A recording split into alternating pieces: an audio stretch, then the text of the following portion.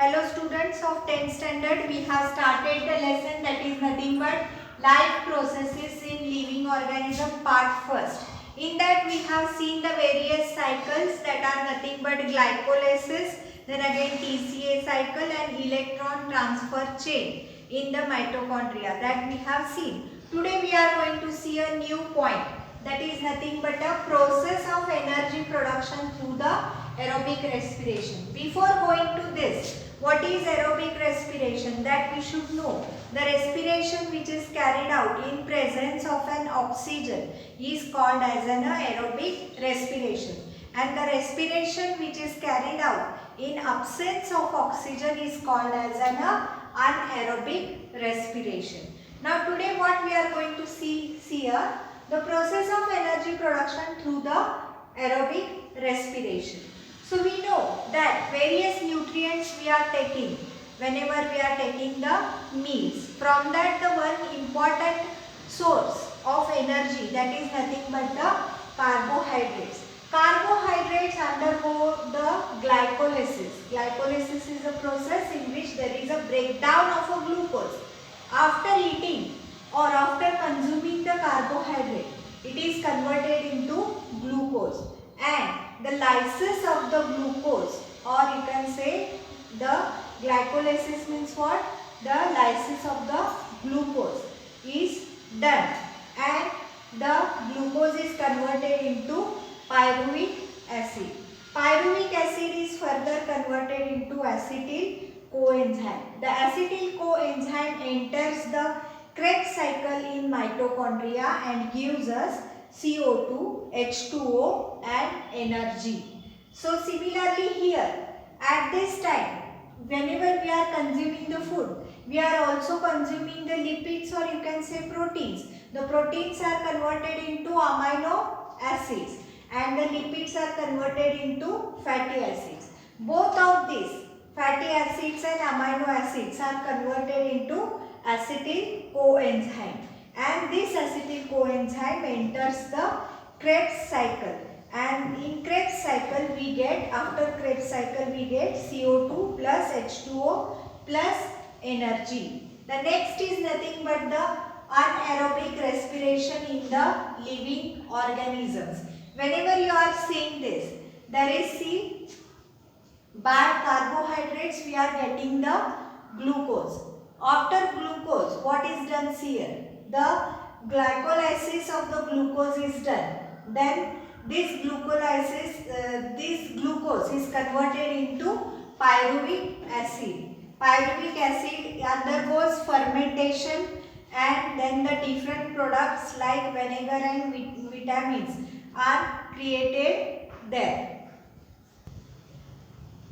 Then the different products like vinegar and vitamins, they are, you can say, done by the various microbes. Here the pyruvic acid undergoes fermentation. See, whenever we are playing or whenever we are doing the exercise, we get exhaust, or you can say less amount of energy is there. So therefore this pyruvic acid undergoes fermentation and this lactic acid is formed, and this lactic acid helps the erythrocytes and muscle cells.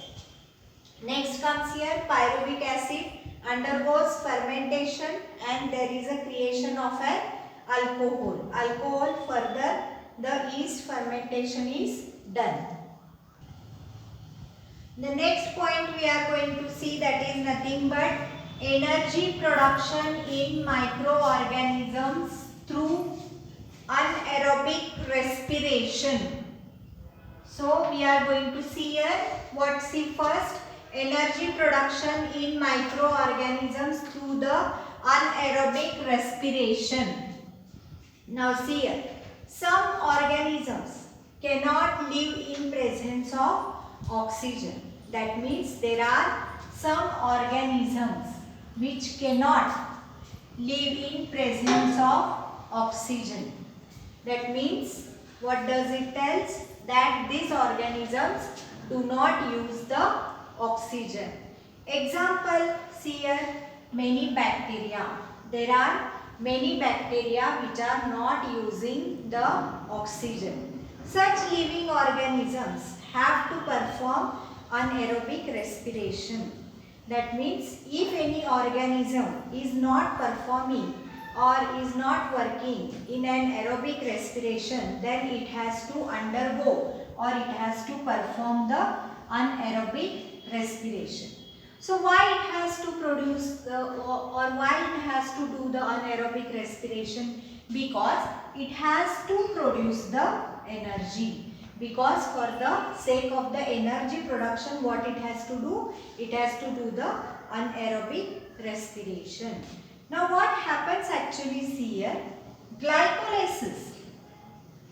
Glycolysis and fermentation. These are the two steps of the anaerobic respiration. What does this tell us? That in anaerobic respiration there are two steps which are taking place. They are nothing but glycolysis and fermentation. Glucose is incompletely oxidized. What happens here? The carbohydrates are oxidized, or you can say are converted to the glucose, and the glucose is incompletely oxidized. And what happens? See, as the glucose is incompletely oxidized, there is a less amount of energy obtained then. As what it tells here, glucose is incompletely oxidized. That means it is not completely oxidized. That means there is no conversion of the glucose, or you can say there is a less conversion of a glucose.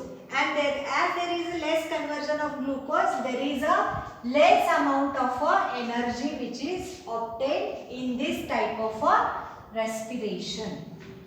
So what again it tells us? See here, pyruvic acid is also one of the product which is produced during the glucolysis or glycolysis.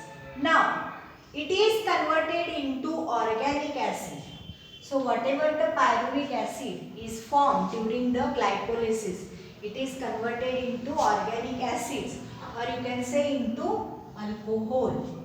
Now see here, how this is converted into organic acids or alcohols?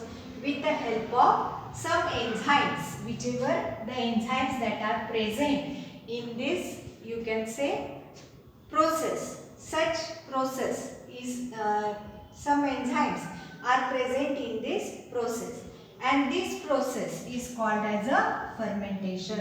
So what it is told here, pyruvic acid which is produced through the glycolysis, means in glycolysis process the pyruvic acid is formed, and this is converted into organic acids, or you can say alcohols. How it is converted into alcohol, or you can say organic acid? It is converted with the help of some of the enzymes which are present in this process, and this process is called as a fermentation. Now see here, some higher plants, animals and aerobic microorganisms also perform anaerobic respiration. What we have seen before, many bacteria only perform the anaerobic respiration, but that is not the case. There are also some higher plants are there, then animals are there, or you can say aerobic microorganisms are also there, which are also performing the anaerobic respiration instead of aerobic respiration. What is the difference between aerobic and anaerobic? Aerobic respiration means the respiration which is done in presence of oxygen, and anaerobic respiration is a respiration which is done in absence of oxygen. So what does this tells? Not only the bacteria but the higher plants, animals and some aerobic microorganisms also perform this anaerobic respiration. So see, if there is a depletion of oxygen level in the surrounding, what does this tells us? Depletion of oxygen means if there is a less amount of oxygen into the surrounding, then such types of organisms go to the anaerobic respiration. Examples here, they are nothing but the seeds. Seeds are performing the anaerobic respiration. They are merged into the soil. Now, whenever they are submerged into the soil, what is there? They need the water that is present in the soil, and this is used for the germination. Similarly, our muscle cells. See what does this tells us? The seeds which perform the anaerobic respiration if soil is submerged under the water during germination. That means the water is available into the soil during the germination. Next, what does it tells us? Similarly, our muscle cells. There are also muscle cells which performs the anaerobic respiration while performing the exercise. So, what it is done? See, our muscle cells. There are muscle cells which are present in our body. Now, these muscle cells also perform the anaerobic respiration. When they are performing the anaerobic respiration? While performing the exercise. That means whenever we are doing the exercise, the muscle cells are doing the anaerobic respiration. Due to this, less amount of energy is produced. What happens here? Whenever there is you can say anaerobic respiration, less amount of energy is produced in our body. So what helps there? Lactic acid accumulation is done, due to which we feel tired.